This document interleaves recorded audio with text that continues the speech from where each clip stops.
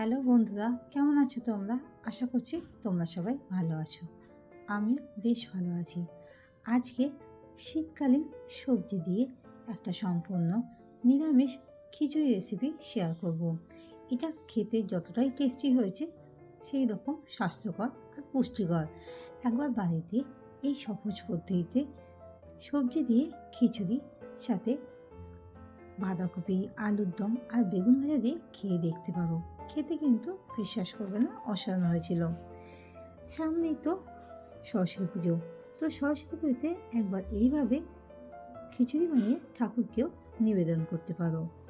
তো কীভাবে আমি খিচুড়িটা করেছি সেটা শেয়ার করছি।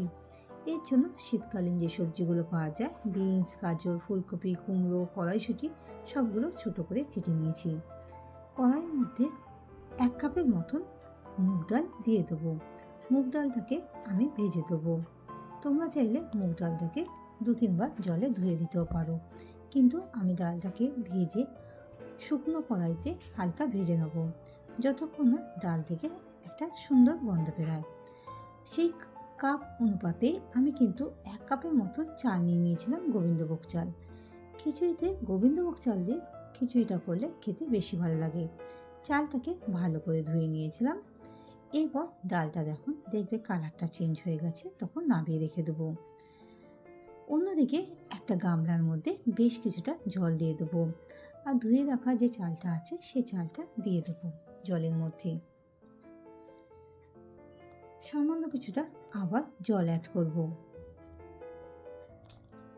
এরপর যে ডালটা ভেজে রেখে দিয়েছিলাম সে ভাজা ডালটা চালের সাথে দিয়ে দেবো, তাহলে চাল আর ডালটা একসাথে ভালো করে যাতে সেদ্ধ হয়। আর যে বাটির মধ্যে যে চালগুলো লেগেছিল সেই চালগুলো ধুয়ে আবার দিয়ে দিয়েছিলাম।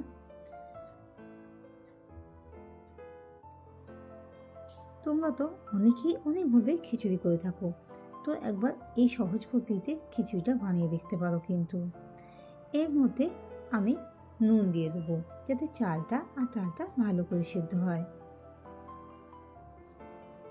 তার সাথে সামান্য একটুখানি আমি নুনও অ্যাড করে দেবো, আর সামান্য একটুখানি হলুদ অ্যাড করেছি। ভালো করে সবগুলোকে মিশিয়ে নেব। এরপর চাল আর ডালটাকে সেদ্ধ হতে দেবো হাই ফ্লেমে। অন্যদিকে আমি একটা কড়াই বসিয়ে দিয়েছি। আগে কিন্তু আমি বেগুনটা ভেজে রেখেছিলাম, তো সেই তেলের মধ্যে আমি যে সবজিগুলো আছে সেই সবজিগুলোকে ভেজে নিচ্ছি। প্রথমে আমি ফুলকপিগুলো দিয়ে দেবো।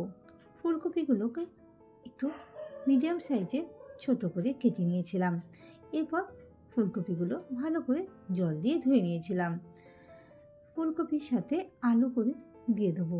আলুগুলোকে আমি ডুমো করে কেটে নিয়েছিলাম। তো ফুলকপি আলুটাকে ভেজে নিচ্ছি। সাথে গাজরগুলো একটু কিউব করে কেটে নিয়েছিলাম। তো সব সবজিগুলোকে হালকা ভাজা হতে দেবো।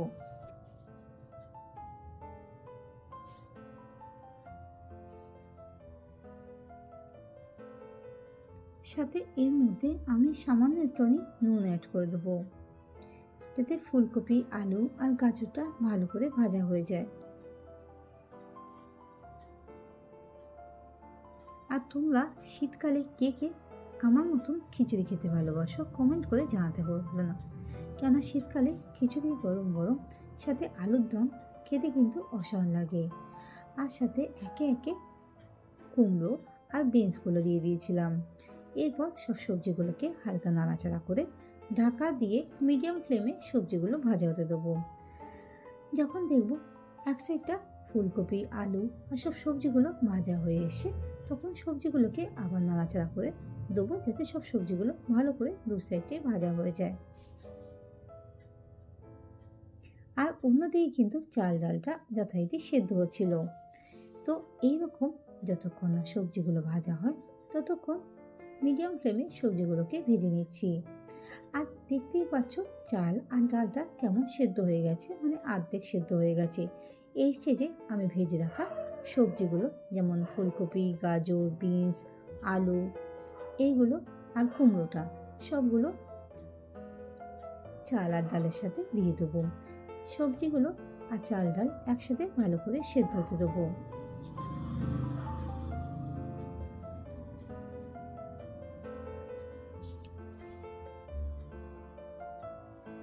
সবগুলো একইভাবে দেওয়া হয়ে গেলে সবগুলো ভালো করে মিশিয়ে নিচ্ছি, যাতে হাই ফ্লেমে চাল আর ডাল আর সবজিগুলো সেদ্ধ হয়।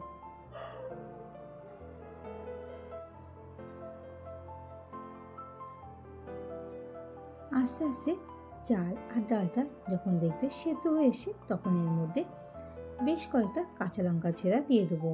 আমি এখানে 6 থেকে 7টা কাঁচা লঙ্কা দিয়েছিলাম, আর বেশ কিছুটা কড়াইশুঁটি দিয়েছি। শীতকালে কিন্তু সব সবজিতে কড়াইশুঁটি দিতে ভালো লাগে, আর খিচুড়িতে কড়াইশুঁটি দিলে কিন্তু আরও টেস্টটা দ্বিগুণ হয়ে যায়। তো দেখতেই পাচ্ছ ছিল, সেই জন্য আমি আবার কিছুটা হলুদ অ্যাড করেছি, আর ঝালের জন্য আমি হাফ চামচের মতন লঙ্কার গুঁড়ো অ্যাড করেছিলাম। এরপর হলুদ গুঁড়ো আর লঙ্কার গুঁড়োকে ভালো করে মিশিয়ে নেব।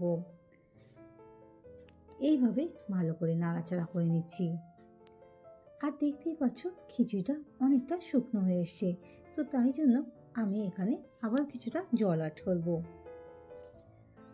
আর 2টো টমেটো কুচি দিয়ে দেবো। টমেটোটা আগে দিতে আমি ভুলে গেছিলাম, তো এরপর টমেটোটা দেওয়ার পর ভালো করে সবগুলোকে নাড়াচাড়া করে নেব, যাতে টমেটোটা ভালো করে সেদ্ধ হয়।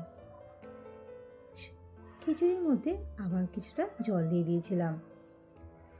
এরপর নিচের দিক থেকে ওপর দিকে উঠিয়ে দিয়েছিলাম, নাহলে কিন্তু নিচের দিকে লেগে যাওয়ার সম্ভাবনা থাকে খিচুড়ি। তাই জন্য এইভাবে সবগুলোকে মিশিয়ে নেব। আস্তে আস্তে দেখতেই পাবে কালারটা কতটাই সুন্দর হয়ে যাচ্ছে। এই স্টেজে আমি এখানে হাফ চামচের মতন ধনের গুঁড়ো দিয়েছি, আর হাফ চামচের মতন জিরে গুঁড়ো অ্যাড করে দেবো। তারপর সব মশলাগুলোর সাথে মিশিয়ে নেব, আর হাফ চামচের মতন গ্রেট করে রাখা আদা দিয়ে দেবো।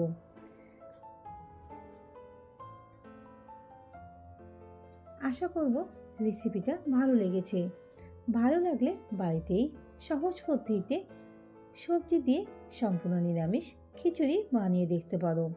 আর খেতে কেমন হয়েছে কমেন্ট বক্সে জানাতে কিন্তু ভুলো না বন্ধুরা। ভিডিওটা ভালো লাগলে লাইক আর শেয়ার করার অনুরোধ রইল। আর আমার চ্যানেলে নতুন বন্ধু হয়ে থাকলে চ্যানেলটিকে সাবস্ক্রাইব করে পাশে থাকা বেল আইকনটা অন করে দেওয়ার অনুরোধ রইল।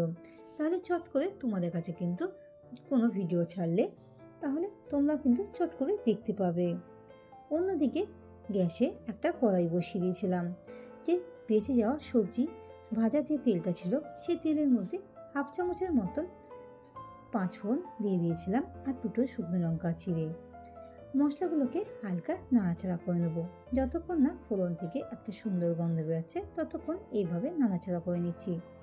এরপর গ্যাসটা অফ করে দেবো, আর যেদিকে খিচুড়িটা হচ্ছে সেই খিচুড়ির ওপরে ফোড়নটা দিয়ে দেবো, আর এর মধ্যে 1 চামচের মতন ঘি দিয়েছিলাম।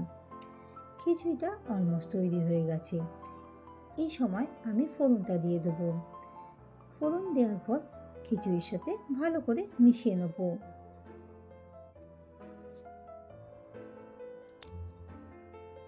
এইভাবে মিশিয়ে নিয়ে ঢাকা দিয়ে 5 মিনিটের জন্য স্ট্যান্ডিং টাইমে রেখে দেবো। নতুন আর পুরনো বন্ধুদেরকে অনুরোধ করছি ভিডিওটা পুরোটা দেখো, তাহলে তোমাদের বুঝতে সুবিধা হবে। সার্ভ করুন গরম গরম, খেতে কিন্তু অসাধারণ হয়েছিল। আর একবার এইভাবে বাড়িতে খিচুড়ি বানিয়ে দেখতে পারো কিন্তু।